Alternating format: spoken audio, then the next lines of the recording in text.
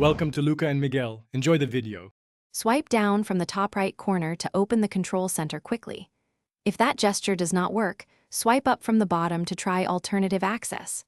Tap the settings icon from your home screen to open system options and menus.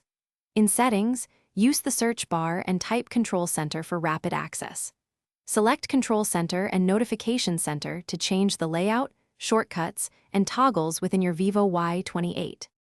Use the Edit or Customize option within Control Center to add, remove, or reorder quick toggles and app shortcuts. Tap Edit to enter the customization mode and view available toggles and app shortcuts. Drag an item to reorder it, or tap the plus icon to add a new toggle from the available list.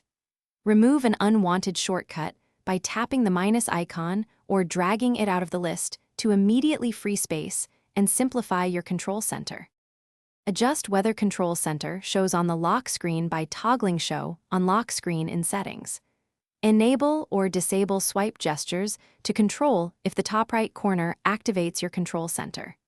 Set the activation area to the top right corner for consistent access on Vivo Y28 models. Switch between compact and expanded layout to change how many toggles and quick settings appear at once. Exit Settings.